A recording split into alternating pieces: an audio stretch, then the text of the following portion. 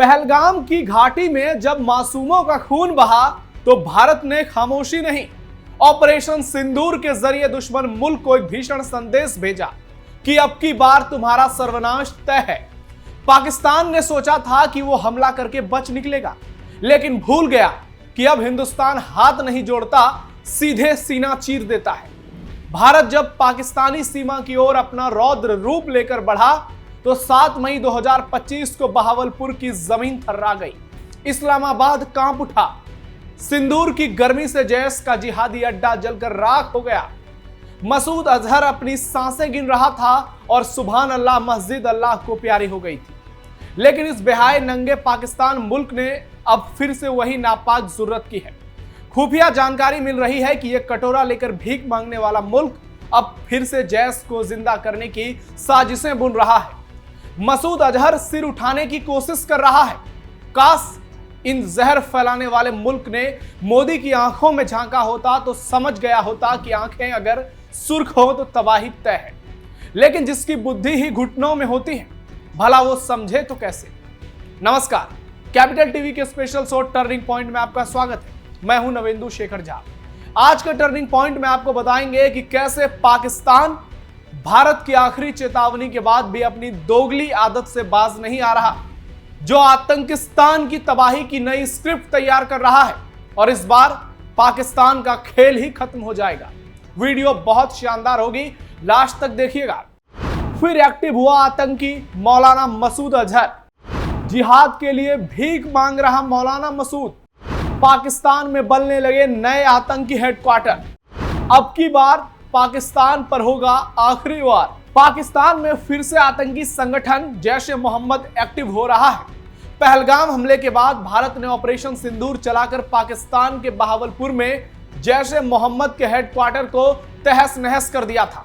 जैश अब इस हेडक्वार्टर को फिर से खड़ा करने की कोशिश में लगा है। जी हां, इस आतंकी संगठन के चीफ मौलाना मसूद अजहर ने हेडक्वार्टर बनाने के लिए एक ऑनलाइन कैंपेन शुरू किया है। इस कैंपेन के तहत मसूद अजहर चंदा जुटा रहा है, कटोरा लेकर भीख मांग रहा है। किसी तरह मेरी मदद कर दो, मुझे बचा लो, फिर से जिहाद शुरू कर दो।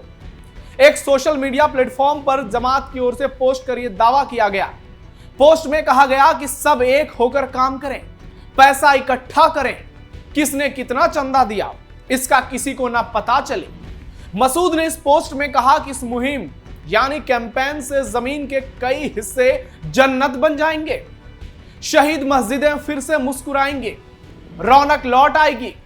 साथ ही यह भी कहा गया कि जो दीवाने जिहाद की राह में तरस रहे हैं उनके लिए भी नए रास्ते खुल जाएंगे। गौरतलब है कि ऑपरेशन सिंदूर के दौरान भारतीय सेना ने बहावलपुर में जैश हेडक्वार्टर सुभान अल्लाह मस्जिद को ध्वस्त कर दिया था। इस हवाई हमले में मसूद अजहर के परिवार समेत बड़े आतंकी मारे गए थे। इसके जीजा, इसके साले, इसका भाई, इसका भतीजा, हर कोई इस हमले में तबाह हो गया था। कईयों के जनाजे उठ गए थे, जिस पर बाद में पाकिस्तान की सरकार और पाकिस्तान की सेना फूल चढ़ा रही थी।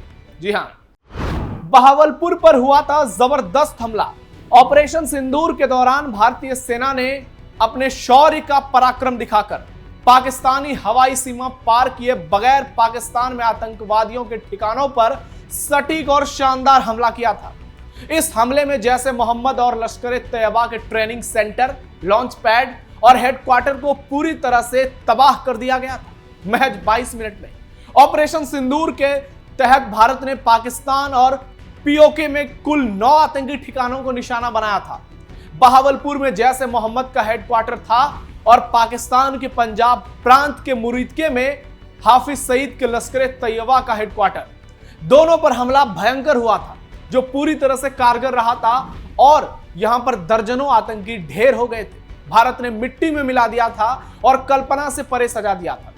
1999 में IC-814 के अपहरण के दौरान यात्रियों के बदले मसूद अजहर की रिहाई के बाद बहावलपुर जैश ए मोहम्मद का केंद्र बन गया। यह आतंकी समूह भारत में कई आतंकी हमलों में शामिल रहा है। इसने षड्यंत्र रची है, जिसमें 2001 में संसद पर हमला, 2000 में जम्मू कश्मीर विधानसभा पर हमला, 2016 में पठानकोट में भारतीय वायुसेना के अड्डे पर हमला और 2019 में पुलवामा आत्मघाती हमला शामिल है।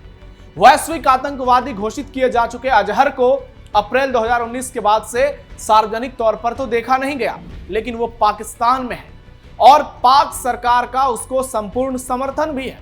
आपको बता दें कि अजहर ने जनवरी 2000 में आतंकवादी संगठन शुरू किया था और पाकिस्तान की खुफिया एजेंसी ISI, जो कि अफगानिस्तान में तत्कालीन तालिबान नेताओं बिन लादेन और पाकिस्तान में सुन्नी सांप्रदायिक संगठनों से जुड़ी हुई थी, उसे सहायता मिली थी। इसका साथ लेकर ये आगे बढ़ा। बहावलपुर में मरकज सुभान अल्लाह वो जगह है जहां जैसे मोहम्मद अपने लड़ाकों को ट्रेनिंग देता है, उसको जिहाद सिखाता है, उसका ब्रेन वॉश करता है ताकि वो भारत के खिलाफ षड्यंत्र रचकर जिहाद फैला सके और उन्हें अपने विचारों से प्रेरित कर पूरी तरह से उसको भारत के खिलाफ तैयार करता है। जानकारी के मुताबिक फरवरी 2019 में पुलवामा में हुए आतंकी हमले की योजना इसी शिविर में तैयार की गई थी, जिसमें हमारे देश के 40 वीर जवानों की शहादत हुई थी और भारत ये कभी नहीं भूल सकता। फिर बेनकाब हो गया आतंक परस्त पाकिस्तान। मसूद अजहर पर जो बड़ी खबर आई है वो बता रहा है कि पाकिस्तान एक बार फिर बेनकाब हो गया है। पाकिस्तान खुलकर आतंकवादियों का समर्थन कर रहा है। तभी तो मौलाना मसूद अजहर नए हेडक्वार्टर की तैयारी कर रहा है, चंदा मांग रहा है, ऑनलाइन पोस्ट कर रहा है ताकि किसी तरह उसकी मदद हो और उसका जिहादी ठिकाना फिर से खड़ा हो सके, जो इस बात की गवाही दे रहा है कि मुनीर और शहबाज खुलकर इस आतंकी का समर्थन कर रहे हैं। यह व्यक्ति मुनीर से मुलाकात भी करता है, यह व्यक्ति मुनीर से फोन पर बात भी करता है और यह आतंकी मुनीर के घर भी जाता है, ऐसा सोशल मीडिया पर दावा किया जा रहा है। और इसमें हैरान करने वाली कोई बात नहीं है। अगर इतना बड़ा आतंकी, जिसे दुनिया के खूंखार आतंकी का क्रेडिट मिला हुआ है, वो अगर इस तरह से पाकिस्तान में खुलकर आतंकी ठिकानों को तैयार करे तो निश्चित तौर पर इसमें पाकिस्तान सरकार की मिलीभगत है। इसमें मुनीर और शहबाज शरीफ शामिल हैं और उनके घर में इनकी मीटिंग चलती है। तभी तो ये लोग सीना ठोक कर भारत के खिलाफ जिहाद के लिए इतना बड़ा हथकंडा तैयार करते हैं। लेकिन मुनीर गलती कर रहा है, शहबाज भूल में है कि अगर वो फिर से आतंकियों को खड़ा करेगा, आतंकियों को समर्थन देगा, तो भारत ऑपरेशन सिंदूर कभी बंद नहीं करेगा और इसकी कीमत पाकिस्तान को चुकानी पड़ेगी। जिस तरह से पाकिस्तान खुलकर इन जिहादी आतंकवादियों का समर्थन कर रहा है, वो पाकिस्तान के लिए ही घातक है, क्योंकि भारत ने पाकिस्तान को कई बड़े झटके दे दिए हैं। पाकिस्तान से व्यापार बंद कर दिया है, दुनिया में पाकिस्तान की फजीहत हो रही है। आज भारत विश्व में इतना आगे निकल चुका है कि आने वाले समय में भारत दुनिया की तीसरी सबसे बड़ी अर्थव्यवस्था होगा। वहीं दूसरी ओर पाकिस्तान का हाल देख लीजिए, खाने को पैसे नहीं है, पहनने पैच खाने को भोजन नहीं है, पहनने को कपड़े नहीं है, खर्चे के लिए पैसे नहीं है, लेकिन जिहाद के लिए हौसले बुलंद है। और इस मुल्क की यही सच्चाई है। यह नापाक आतंकिस्तान मुल्क कभी नहीं सुधर सकता, क्योंकि इनकी रगों में बेईमानी और गद्दारी की खून बहती है। भारत इसका बहुत तगड़ा जवाब देगा और इसकी पूरी तैयारी पीएम मोदी ने कर ली।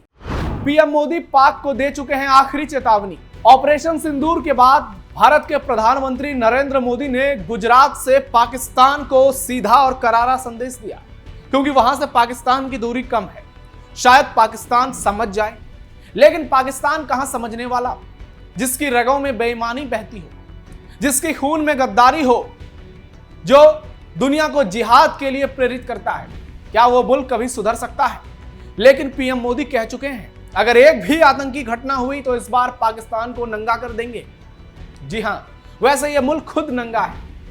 इसकी हालत इतनी ज्यादा बदतर हो चुकी है कि इसके देश में दूध 500 रुपए लीटर मिल रहे हैं।